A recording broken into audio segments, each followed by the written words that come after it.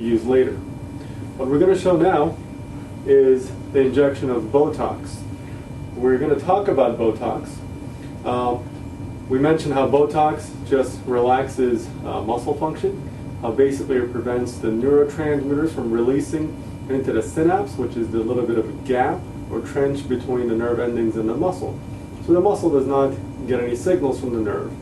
This process goes on for about 3 or 4 months with each injection of Botox, and then it reverses with the nerve growing more endings and the old ones retracting back. So the process is completely reversible. It does not have any downsides. If anything, over time, people require less Botox as the muscle gets slightly weaker. But it's a very safe procedure. Now, the most common area for Botox is the area between the eyebrows for getting the frown lines. Kristen has had this area injected in the last several weeks, so it's still working very nicely for her. The second area is the crow's feet area. Now, typically, the company, as well as most doctors, place 1, 2, or 3 little drops laterally. But once you properly understand the anatomy and you're comfortable with the musculature and you've actually operated in that area, you know that it's very safe to actually have the Botox go from all this area, go underneath the eye, and even get some of the cheek, depending on how strong or how weak the crow's feet area are. Most younger patients still require just a few drops. However, as the crow's feet gets a little bit stronger and deeper, by relaxing this entire musculature in this area, you really nicely prevent the formation of the wrinkles.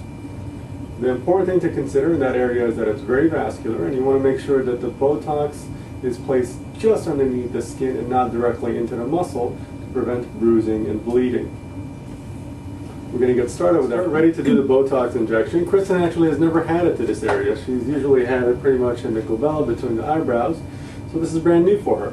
Put your hand back from me, Kristen, and take an alcohol wipe, as in any other area, and just wipe a little bit of the makeup off and sterilize the skin here. Now, we talked previously about Botox, and I mentioned how it's not important how many cc's that you have, it's important how many units that you have. Typically for the crow's feet area, each side requires 5, 10, or 15 units of Botox, depending again on the strength and the nature of the lines.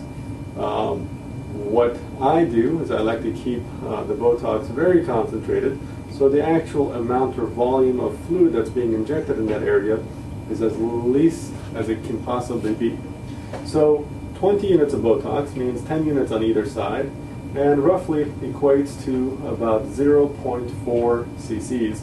And the way I get that is that I dilute my entire vial of Botox with only 2 cc's of saline. Now, some people choose to do it with 2.5 cc's, some people choose to do it with 4 cc's or even more. That just means that you have more saline or salt water that's diluting the Botox. We're going to get started here. The injection basically goes right underneath the skin. It creates a tiny small little bleb that resembles almost a bleb that you get after a TB test. This bleb goes down and goes away in about 10 minutes. And the reason you get this bleb is that you're putting the Botox directly underneath the skin and not into the musculature. I want you to notice that I'm actually coming out more centrally underneath the eyelid, and that is definitely more unconventional, but it works very nicely, and most patients are pleasantly surprised by this, especially if they've had Botox done in the past using different techniques. So several little injections. Then I ask my patient to hold a little bit of pressure with their hand in the area while I go on the other side. That didn't take very long, but the effects of it will last about 3 or 4 months.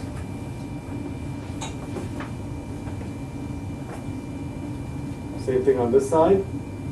I use a little sponge with cold ice water.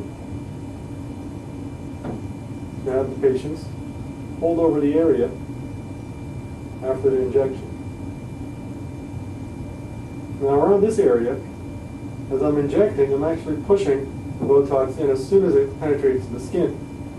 The reason for this is that I want the Botox to actually push any possible vessels or small capillaries out of the way. So there's less chance of the needle hitting these capillaries and creating bleeding or bruising.